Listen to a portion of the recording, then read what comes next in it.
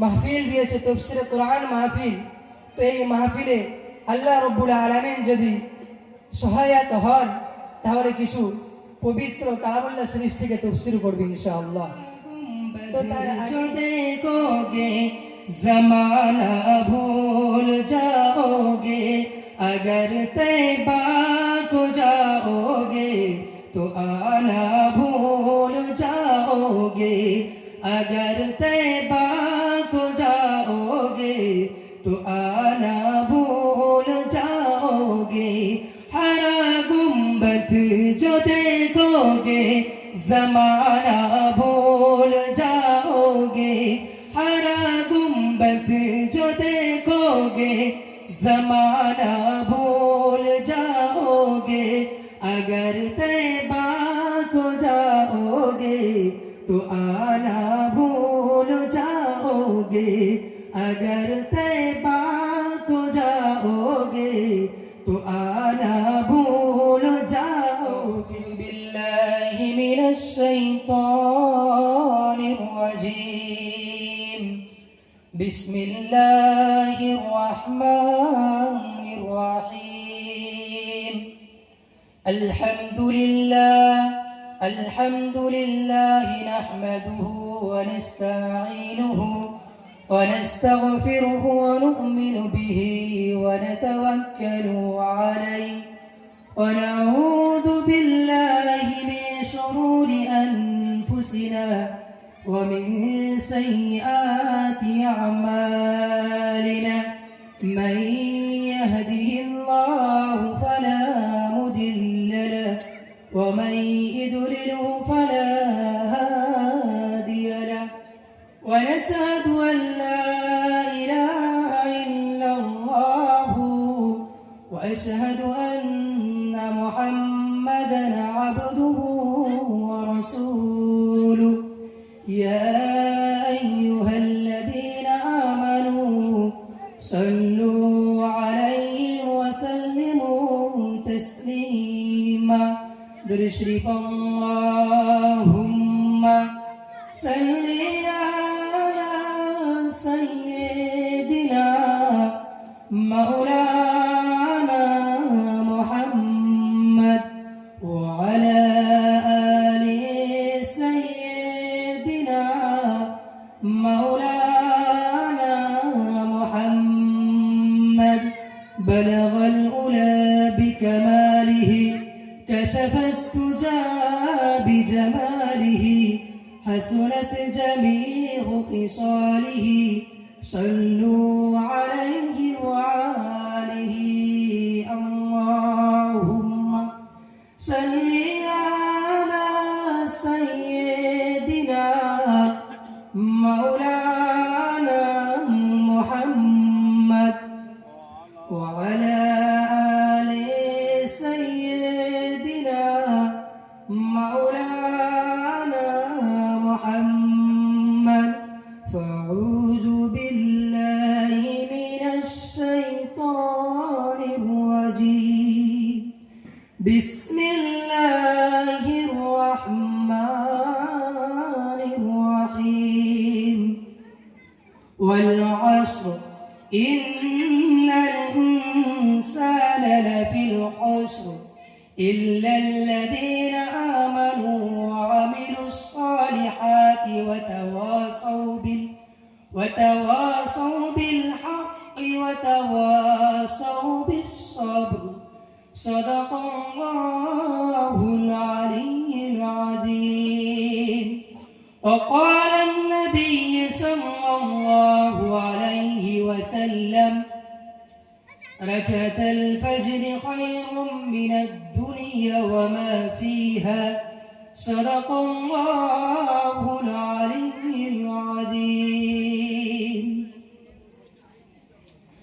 हरा गुंबद जो देखोगे जमाना भूल जाओगे, हरा गुंबद जो देखोगे जमाना भूल जाओगे, अगर तैबा को जाओगे तो आना भूल जाओगे, अगर तैबा को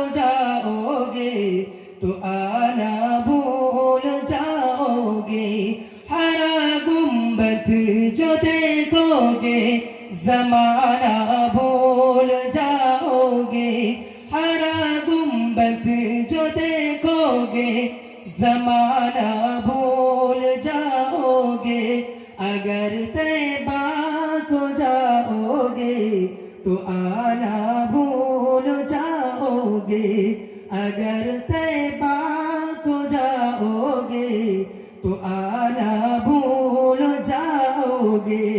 ना उतराओ ज़ियादा तारो अपने रंगत पर, न उतराओ ज़ियादा चांद तारो अपने रंगत पर। मेरे आका को देखोगे चमकना भूल जाओगे, मेरे आका को देखोगे चमकना भूल जाओगे। हरा गुंबद जो देखोगे जमाना भूल जाओगे, हरा गुंबद जो देखोगे जमाना भूल जाओगे, अगर तैबा को देखोगे तो आना भूल जाओगे, अगर तैबा को जाओगे तो आना भूल जाओगे। अगर तुम गौर से मेरे नबी की नात सुन लोगे, अगर तुम गौर से मेरे नबी की नात सुन लोगे, तुम गाना बजाना भूल जाओगे, मेरा दावा है तुम गाना बजाना भूल जाओगे। हरा गुंबद जो देखोगे, हरा गुंबद जो देखोगे जमाना भूल जाओगे, हरा गुंबद जो देखोगे जमाना भूल जाओगे, अगर तैबा को जाओगे, अगर तैबा को जाओगे तो आना भूल जाओगे, अगर तैबा को जाओगे तो आना भूल जाओगे। সম্মানীয় এলাকাবাসী, সর্বপ্রথমেই জানাই সেই মহিয়ান গরিয়ান সর্বশক্তিমান মহান তাবারক তাআলার দরবারে হাজারো কোটি শুকরিয়া, যিনি আমাদেরকে এই সুন্দর সুসজ্জিত জান্নাতি বাগানে বসবার মতো আসার মতো তৌফিক দান করেছে। সেই মহান ইলাহির দরবারে লাখ লাখ দুরূদ ও লাখ লাখ শুকরিয়া জানাই, সকলে বলে আলহামদুলিল্লাহ। তারপর পরেই জানাকে সৃজন না করিলে পৃথিবীর কুল কায়নাত কিছুই সৃষ্টি হতো না। নবী কুলের শিরোমণি সরকার দু আলম হযরত মুহাম্মদুর রাসূলুল্লাহ সাল্লাল্লাহু আলাইহি ওয়াসাল্লামের প্রতি প্রাণ পুড়িয়ে প্রাণ ভরে লাখ লাখ কোটি কোটি দরুদ সালাম প্রেরণ করি, সকলে বলি সাল্লাল্লাহু আলাইহি ওয়াসাল্লাম। তারপর পরেই জানাই আজকে সবার সম্মানিত সভাপতি সাহেব, সম্মানিত কমিটিগণ, আমার পাশে বসে থাকা মহামান্য উলামায়ে কিরামগণ, প্রিয় এলাকাবাসী, সকলের আমার অন্তরের অন্তরস্থল থেকে প্রেম প্রীতি ভালোবাসা শুভেচ্ছা জানিয়ে আজকে আমি আমার বক্তব্যের দিকে ধাপিত হব ইনশাআল্লাহ। আমরা সকলে অবগত আছি এই যে মাহফিলটা আমরা এসেছি, এই মাহফিলটার নাম আছে তাফসীরে কোরআন মাহফিল। সেই দিক থেকে আমি অধম গুনাহগার, আল্লাহ সুবহানাহু ওয়া তাআলার সেই মূল্যবান গ্রহান্ত পবিত্র আল কোরআনুল কারীমের একটি সূরা পেশ করেছি। তো আমি নিয়ত করে এসেছি যে আমার শ্রীরামপুর নাটুরিয়ার ভাইয়েরা মাহফিল দিয়েছে তাফসীরে কোরআন মাহফিল, তো এই মাহফিলে আল্লাহ রাব্বুল আলামিন যদি সহায়তা হন তাহলে কিছু পবিত্র কালামুল্লাহ শরীফ থেকে তাফসীর করবে ইনশাআল্লাহ। তো তার আগেই আবারও পুনরায় অনুরোধ করব আমার এলাকাবাসীর কাছে, আপনারা অতি মূল্যবান টাইম নিজের টাইমকে নষ্ট না করে এই সুসজ্জিত নবিয়ানা মাহফিলে বসে যান। এখানে যদি শ্রোতার ভাগ একটু কমই হয় তাহলে হয়তো বায়ান করতে বা কথা বলতে অসুবিধা হতে পারে। তো আপনাদের কাছে বিনীত অনুরোধ করব, আপনারা সকলে মাহফিলে চলে আসবেন। ভাইজানেরা, আপনারা পুরো গ্রাম ঘুরে ঘুরে এই মাহফিলটা সাজিয়েছেন টাকা পয়সা কালেকশন করে। আর যদি এই মাহফিলে শ্রোতা আমরা না পাই, যদি শ্রোতাকে মেলায় দোকানঘাটে পাই, তাহলে এই আমাদের অনুষ্ঠানটা কিন্তু সুন্দরভাবে আমরা সাফল্যমণ্ডিত করতে পারবো না। তো আপনাদের কাছে বিনীত অনুরোধ, আপনারা এখানে চলে আসবেন।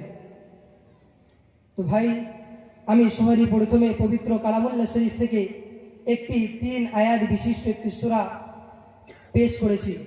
আমরা সকলে জানি পবিত্র কালামুল্লাহ শরীফের সবচেয়ে ছোট্ট সূরার মধ্যে একটি সূরা সূরা আসর, যে সূরাটা পবিত্র কালামুল্লাহ শরীফের 30 নম্বর পাড়ায় 113 নম্বর সূরা। এই সূরাটা আল্লাহর 103 নম্বর সূরা।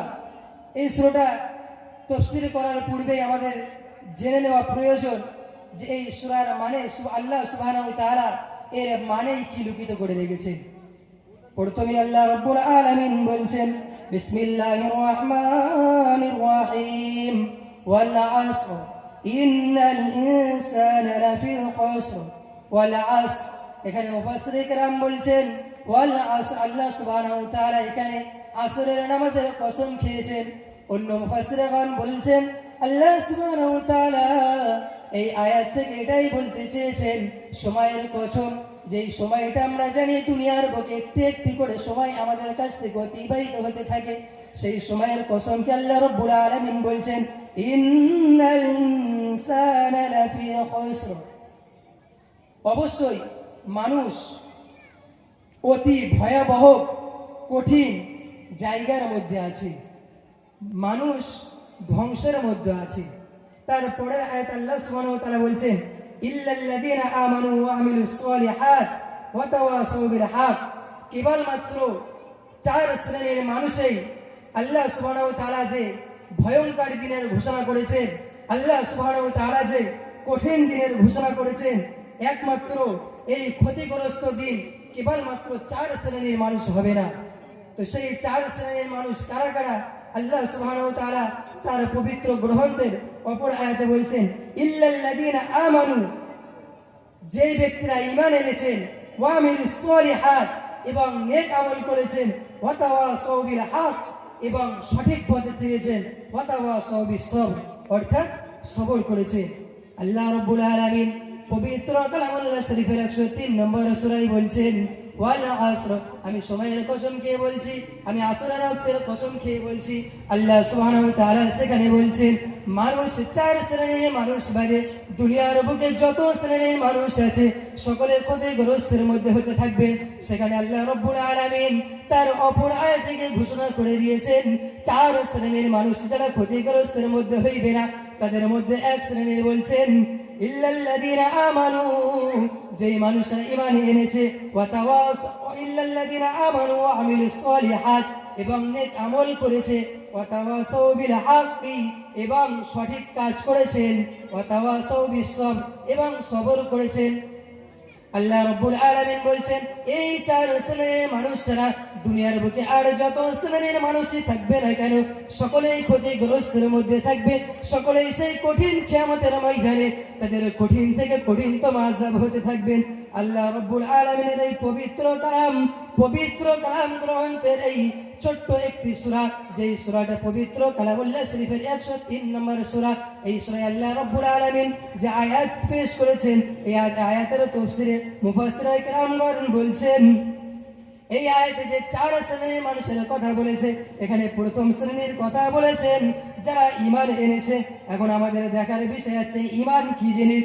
তিনি আরো বলেন, এই তাফসীরে আল্লাহ রাব্বুল আলামিন এই সূরার কতটা গুরুত্ব দিয়েছে আমরা একটু দেখতে গেলে দেখা যায় আল্লাহ সুবহানাহু ওয়া তাআলা এখানে ওয়ালা আসর অর্থাৎ আসরের নামাজের কসম খেয়েছে আল্লাহ রাব্বুল আলামিন। এখানে জোহরের নামাজের কসম খাননি, এখানে মাগরিবের নামাজের কসম খাননি, এখানে এশার নামাজের কসম খাননি, বরং আল্লাহ রাব্বুল আলামিন আসরের নামাজের কসম খেয়েছেন। অপর এক জায়গায় আল্লাহ সুবহানাহু ওয়া তাআলা পবিত্র কালামুল্লাহ শরীফের 89 নম্বর আয়াত 90 নম্বর সূরায় বলছেন ওয়াল ফাজর, অর্থাৎ সেখানে একটা সূরা আছে সূরা ফজরের নামে, সেখানে আল্লাহ রাব্বুল আলামিন সূরা ফজরের কসম খেয়েছে। এখানে জানার বিষয় হচ্ছে আল্লাহ সুবহানাহু ওয়া তাআলা দুনিয়ার বুকে 5 ওয়াক্ত নামাজ আসার সত্ত্বেও কেনই বা 2 ওয়াক্তের নামাজের কসম খেয়েছে আমাদের জানার দরকার, আমাদের বোঝার দরকার আল্লাহ রাব্বুল আলামিন কেন এই 2 ওয়াক্তের নামাজের কসম খেয়েছে। প্রিয় নবী সাল্লাল্লাহু আলাইহি ওয়াসাল্লাম সরকারে দু আলম সাল্লাল্লাহু আলাইহি ওয়াসাল্লাম তিনি নিজের হাদিস গ্রন্থের মধ্যে সহিহ বুখারীর হাদিসের মধ্যে বলছেন ক্বালান নবী সাল্লাল্লাহু আলাইহি ওয়াসাল্লাম রাকাতুল ফজর খায়রুম মিনাদ দুনিয়া ওয়া মা ফিহা, দুনিয়ার মধ্যে যাই কিছু আছে না কেন কেবল 2 রাকাত নামাজ, 2 ওয়াক্তের নামাজ এমনই যেই 2 ওয়াক্তের নামাজ মানুষ পড়তে পারলে, যেই 2 ওয়াক্তের নামাজ মানুষ পড়তে পারলে দুনিয়ার মধ্যে যা কিছুই আছে না কেন সবচেয়ে উত্তম কাজ তারা করে নিয়েছে। সেখানে আল্লাহর নবী সাল্লাল্লাহু আলাইহি ওয়াসাল্লাম বলছেন রাকাতুল ফজরি খায়রুম মিনাদ দুনিয়া ওয়া মা ফিহা, ফজর 2 রাকাত নামাজ।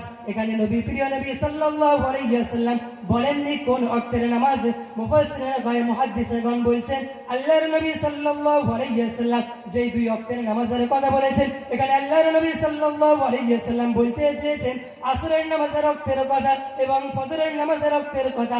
প্রিয় সাহাবায়ে কেরাম হুজুর সাল্লাল্লাহু আলাইহি ওয়াসাল্লামকে জিজ্ঞাসা করলেন, হে আমার সাহাবায়ে কেরাম, হে আমার সাহাবারা জিজ্ঞাসা করলেন আল্লাহর নবীকে, আল্লাহর নবী সাল্লাল্লাহু আলাইহি ওয়াসাল্লাম আপনি তো 2 ওয়াক্তের নামাজের কথা বলেছেন, আপনি তো এখানে কোনো নির্দিষ্ট করে কোনো ওয়াক্তের নাম বলেননি। প্রিয় নবী সাল্লাল্লাহু আলাইহি ওয়াসাল্লাম বলছেন, হে আমার সাহাবায়েগণ, হে আমার সাহাবায়ে কেরাম, তোমরা কি শুনতে চাও সেই 2 ওয়াক্তের কথা? সাহাবায়ে কেরাম বলল, হে আল্লাহর নবী সাল্লাল্লাহু আলাইহি ওয়াসাল্লাম আমরা অবশ্যই সেই 2 ওয়াক্তের কথা শুনতে চাই। সেখানে নবী করিম সাল্লাল্লাহু আলাইহি ওয়াসাল্লাম বলছেন যেই ব্যক্তি ফজর এবং যেই ব্যক্তি আসরের নামাজ পড়তে পারলো সেই ব্যক্তি দুনিয়ার মধ্যে সমস্ত কাজ থেকে উত্তম কাজ করে নিল। প্রিয় নবী করিম সাল্লাল্লাহু আলাইহি ওয়াসাল্লামকে সাহাবায়ে কেরামগণ আরো জিজ্ঞাসা করলেন, হে প্রিয় নবী আপনি তো বলছেন 2 ওয়াক্তের নামাজ যে পড়তে পারবে সে দুনিয়ার মধ্যে দুনিয়া এবং দুনিয়ার যা কিছু আছে সবচেয়ে উত্তম কাজ করে নিল, তাহলে আর কি বাকি 3 ওয়াক্তের নামাজ পড়তে হবে না? এই প্রশ্ন তো ভাই আমাদের মাথায় জাগে। তো সাহাবায়ে কেরাম যখন নবী সাল্লাল্লাহু আলাইহি সাল্লামকে জিজ্ঞাসা করছেন আল্লাহর নবী বলছেন, হে আমার সাহাবায়েগণ তোমরা এটা ভাবো না, হে আমার সাহাবায়ে কেরাম তোমরা এটা ভাবো না আমি যে 2 ওয়াক্তের কথা বলেছি আমি 2 ওয়াক্তের কথা এমনি গা পুড়ে বলিনি। আল্লাহ সুবহানাহু ওয়া তাআলা পবিত্র কালামুল্লাহ শরীফের একটি নয় 2টি সূরা অবতীর্ণ করে বলেছেন।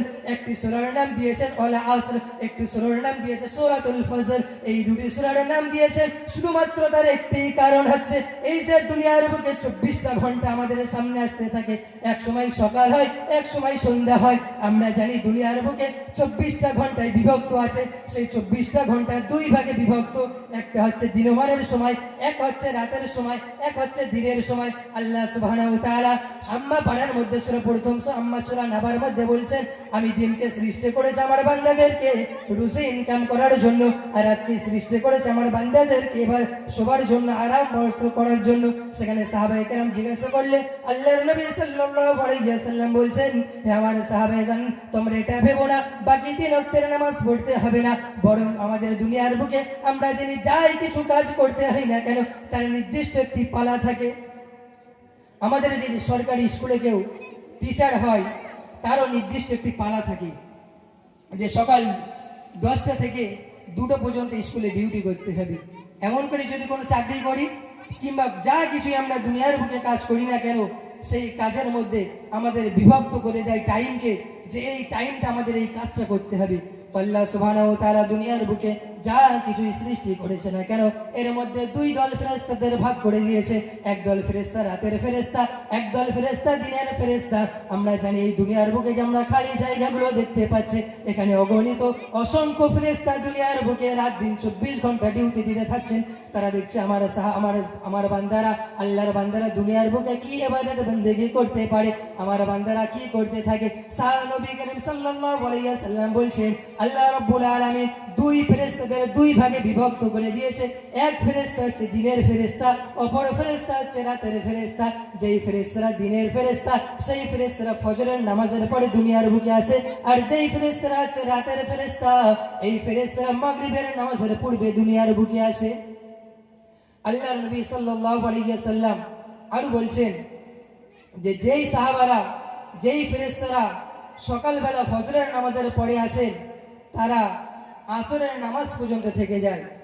আর যেই রাতের ডিউটি করেনেওয়ালা ফেরেশতারা যখন আবার আসরের রক্তে চলে আসে, তখন এই দিনের ডিউটি করেনেওয়ালা ফেরেশতারা আবার আসমানে চলে যায়। তাহলে এ দ্বারাই এটাই বোঝা যাচ্ছে যে ফেরেশতারা সারা দিনের মধ্যে দুইবার তাদের টাইমকে রদ্দবদল করতে থাকে। তো প্রিয় নবী সাল্লাল্লাহু আলাইহি ওয়াসাল্লাম সাহাবাদেরকে বলছে, হে আমার সাহাবায়ে কেরামগণ, তোমরা শুনে রেখে দাও, জেনে রেখে দাও, আমি যে বলেছি দুই ওয়াক্তের নামাজ যারা পড়বে তারা দুনিয়ার মধ্যে সবচেয়ে উত্তম কাজ করলো। কেন আমি বলেছি, যখন এই ফেরেশতারা আল্লাহ সুবহানাহু ওয়া তাআলার দরবারে যাবে, তখন আল্লাহ সুবহানাহু ওয়া তাআলা ফেরেশতাদেরকে জিজ্ঞাসা করতে থাকবে, হে আমার ফেরেশতাগণ, তোমরা দুনিয়ার বুকে কি দেখে এসেছো? তখন সেই ফেরেশতারা বলবে, হে আমার আল্লাহ, হে আমার প্রিয় নবী, হে আল্লাহ, এ মেহেরবান দয়ালু আল্লাহ, আপনি সেই নাটুরিয়া শ্রীরামপুরের মানুষেরা, আপনার অমুক গ্রামের মানুষেরা, তারা আমরা দেখে এসেছি আসরের নামাজ পড়ছিল। আর আমরা যখন ফজরের সময় ডিউটিতে গিয়েছিলাম, তখন গিয়েও দেখছি তারা ফজরের সময় নামাজ পড়ছে। আর যারা দিনের ফেরেশতা ছিল, তারা বলবে, আমার আল্লাহ, আমরা যখন সকালবেলা গিয়েছি, গিয়ে দেখছি আপনার নাটুরিয়ার বান্দারা সেই সকালবেলা ফজরের নামাজ পড়ছে। আবার যখন আমরা আসরের রক্তে চলে আসছি, তখন দেখে আসছি সে আমার নাটুরিয়ার বান্দারা তারা আসরের নামাজ পড়ছে। তো আমরা যখনই দেখলাম, তখনই দুনিয়ার বুকে মানুষেরা নামাজ পড়ছে।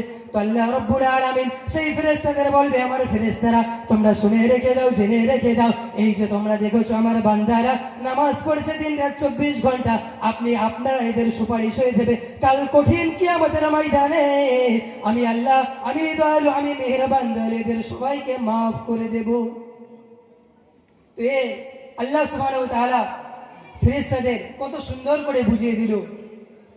প্রিয় নবী যখন সাহাবায়ে কেরাম আল্লাহর নবীর কাছে সওয়াল করলেন, প্রশ্ন করলেন যে, আমার সাহাবা, তোমরা বলছো তো দুই ওয়াক্তের নামাজ পড়ো, বাকি ওয়াক্তের নামাজ পড়বো, কেন পড়বো না কেন? তখন আল্লাহর নবী বলল, আমি এই জন্যই বলেছি যে দুনিয়ার বুকে যা কিছু আছে, এর মধ্যে এই দুটো ওয়াক্তের সময় ফেরেশতার রদ্দবদল হয়, যার কারণে এই দুটো ওয়াক্তের নামাজের ফজিলত আল্লাহ সুবহানাহু ওয়া তাআলা বেশি দিয়েছেন। তো ভাইয়েরা, অনেক বলতে বলতে অনেক দূরেই চলে গিয়েছি। আমি যে উদ্দেশ্যে এসেছিলাম সূরা আসরের তাফসীর, তো আমরা এবারে সেদিকে একটু যাব। প্রথমে আল্লাহ সুবহানাহু ওয়া তাআলা সময়ের কসম খেয়েছে, ওয়াল আসর। মুফাসসিরে কেরামগণ বলছেন আসরের মানে, মুফাসসিরে কেরাম বলছেন আল্লাহ রাব্বুল আলামিন আসরের ওয়াক্তের কসম খেয়েছেন। কিছু সংখ্যক মুফাসসিরে কেরাম বলছেন আল্লাহ রাব্বুল আলামিন জামানার কসম খেয়েছে। জামানা কি, সময় কি আমাদের দেখতে হবে। দুনিয়ার বুকে আমরা চলতে গেলে প্রথমে আমাদের সেকেন্ড হয়, সেকেন্ড থেকে মিনিট হয়, মিনিট থেকে ঘন্টা হয়, ঘন্টা থেকে 24 ঘন্টা হয়, 24 ঘন্টা থেকে একটা দিন হয়, দিন থেকে একটা সপ্তাহ হয়, এমন করে করে একটা মাস, একটা বছর হয়, বছরের পর বছর হয়ে যায়। এই সুবহানাহু ওয়া তাআলা এই যে সময়ের কসম খেয়ে বলেছেন, এই যে দিনের পরে দিন, রাতের পরে রাত, বছরের পরে বছর পার হচ্ছে, এই সময় এত মূল্যবান সময়, এই সময়কে যারা নিজের সম্পদে, নিজের আমলে পরিণত করবে, তারা জান্নাতে যেতে পারবে।